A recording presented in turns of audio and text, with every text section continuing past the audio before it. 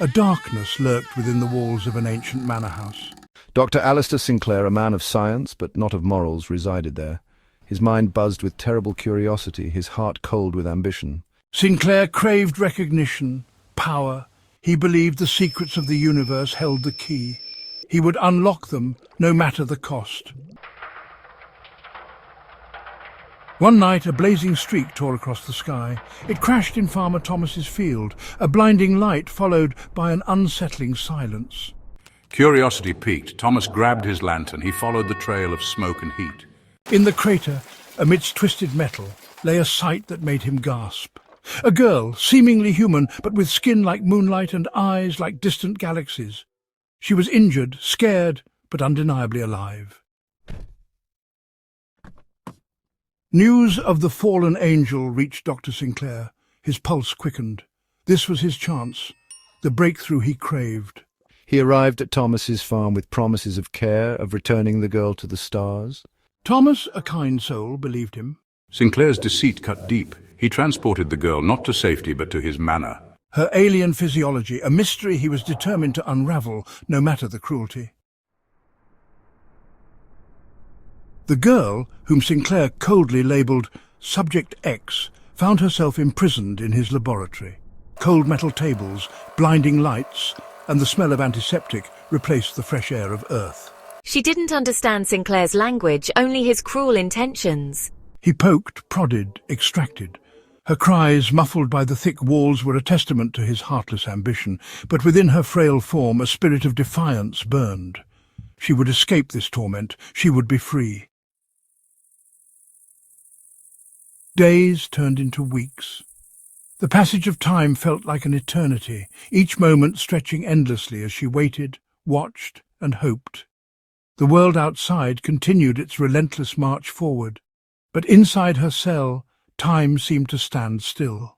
She could feel the weight of each second, each minute pressing down on her, reminding her of her captivity. Despite the pain, I studied my captor. Every movement, every gesture, every word he spoke became a piece of the puzzle. I learned to read his moods, to anticipate his actions. It was a dangerous game, but it was the only way to survive. I had to be one step ahead, always vigilant, always aware. She learned to predict his movements, his moods. It was a skill born out of necessity, a survival instinct honed to perfection. She knew when he was angry, when he was distracted, when he was vulnerable. It was in these moments of vulnerability that she found her strength, her resolve. I discovered a glimmer of hope, a loose ceiling grate in my cell, a forgotten ladder leading to the outside. It was a small thing, easily overlooked, but to me it was everything. It was a chance, a possibility, a way out. I knew I had to be patient, to wait for the right moment. But the knowledge that escape was possible gave me the strength to endure. Freedom beckoned. It was a distant dream, a tantalizing promise of a life beyond these walls. She could almost taste it, feel it in the air, the open sky, the fresh breeze, the sense of boundless possibilities.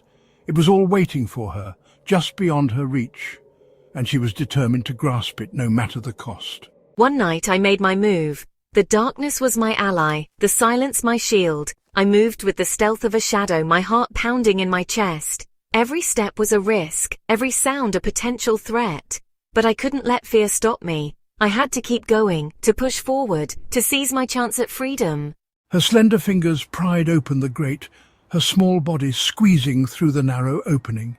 It was a tight fit, but she managed to slip through, her determination driving her forward. The night sky above was a welcome sight, a reminder of the world beyond her prison. She took a deep breath, savouring the taste of freedom. I climbed, my heart pounding with both terror and hope. Each rung of the ladder brought me closer to freedom, but also closer to the unknown. I didn't know what awaited me outside, but I knew it had to be better than the life I was leaving behind. I had to believe that. I had to hold on to that hope. She would not be a prisoner any longer. The night was her ally, the stars her witnesses. She was free, and she would never let herself be captured again. Her resolve was unbreakable, her spirit indomitable. She was the master of her own fate, and nothing would ever take that away from her. Meanwhile, Thomas couldn't shake off the unease he felt. The doctor's reassurances rang hollow. He decided to investigate, driven by a farmer's intuition and a good man's conscience. He arrived at the manor, a storm brewing, mirroring the turmoil in his heart. He snuck past the weathered gargoyles and overgrown ivy, his lantern a beacon against the approaching darkness. A muffled cry pierced the night, confirming his suspicions. He would right this wrong, whatever the cost. The girl, bruised and battered, stumbled into the stormy night. Each step was a struggle, her body aching from the ordeal she had endured. The rain poured down relentlessly, soaking her to the bone and making the ground slippery beneath her feet. She could barely see through the sheets of rain, her vision blurred by the water and her own tears. Every sound was amplified in the darkness, the howling wind and the distant rumble of thunder adding to her sense of disorientation and fear. Rain lashed down, blinding her, disorienting her. She stumbled over roots and rocks, her breath coming in ragged gasps. The cold was seeping into her bones, and she shivered uncontrollably. She had no idea where she was going, only that she had to keep moving, had to get away from the horrors she had left behind. The darkness seemed to close in around her, the storm, a living entity that sought to swallow her whole. She saw a light in the distance, the manor's entrance. It was a beacon of hope in the oppressive darkness, a promise of safety and refuge. She forced herself to move towards it, her legs heavy and uncooperative. The light flickered through the rain, sometimes disappearing entirely, but she kept her eyes fixed on it, willing herself to reach it. Each step was a battle, but she refused to give up. But a figure stood there, silhouetted against the flickering gas lamps. Was it Sinclair? Her heart pounded in her chest, a mix of fear and hope. She squinted through the rain, trying to make out the features of the person standing in the doorway. The figure was tall and imposing, and for a moment she was paralyzed with fear, thinking that her escape had been in vain. No, it was Farmer Thomas. Relief flooded through her, and she almost collapsed with the sudden release of tension. Farmer Thomas was a kind man, known for his generosity and compassion. She had seen him around the village, always ready to lend a helping hand. She knew she could trust him, that he would help her. Relief washed over her as he rushed towards her, his kind eyes filled with concern. He reached her in a few long strides, his face etched with worry. "Are you all right?" he asked, his voice gentle and soothing.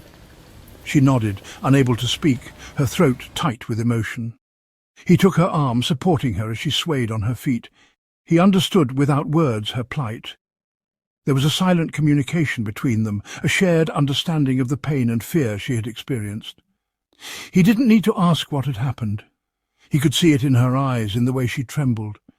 He simply held her, offering her the comfort and safety she so desperately needed.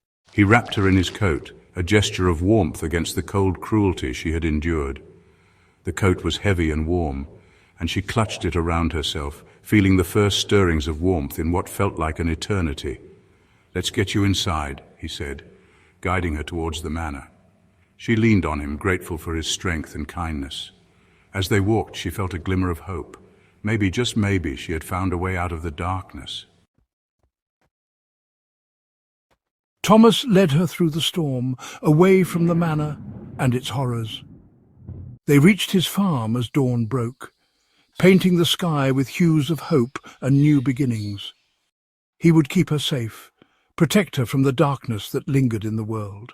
Sinclair's cruelty would be exposed. His ambition, his disregard for life would be his downfall. The world, however, would know the girl not as Subject X, but as a symbol of courage and resilience. The story of the alien girl and the evil doctor is a timeless tale. It is a narrative that transcends time and space, echoing through the ages and across galaxies. This tale is not just about the clash between two beings, but a reflection of the eternal struggle between light and darkness, good and evil. The alien girl, with her innocent eyes and pure heart, represents the hope and resilience that can be found even in the most dire of circumstances. The evil doctor, on the other hand, embodies the corruption and malevolence that can arise from unchecked ambition and power. It reminds us that darkness often hides behind a veneer of respectability, of supposed progress. The Doctor, with his polished exterior and sophisticated demeanour, is a stark reminder that evil can often wear a mask of civility.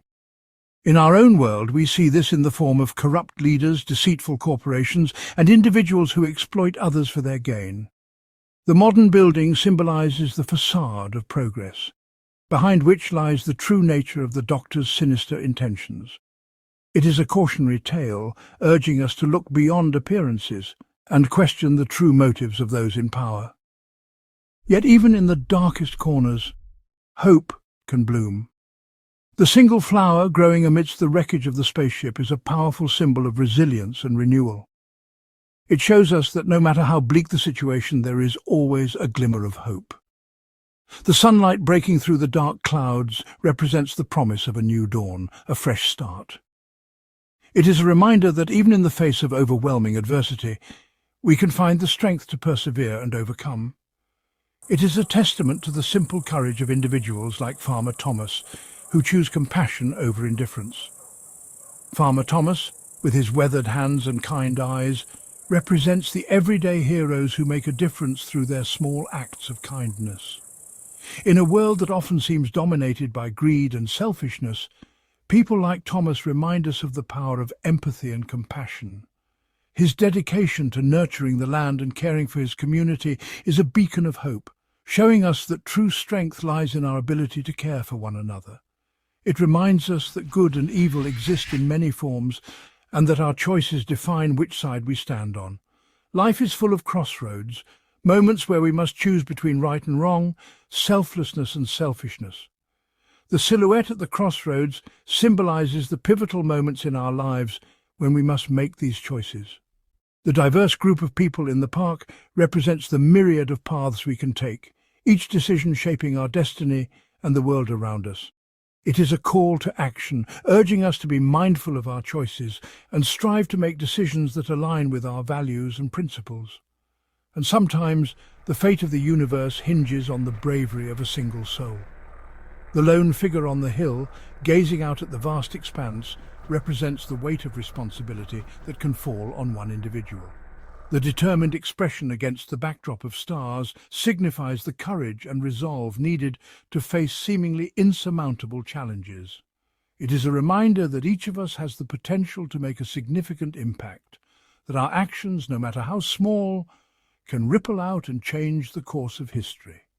In the grand tapestry of the universe, every thread matters, and sometimes it is the bravery of a single soul that can tip the balance between good and evil.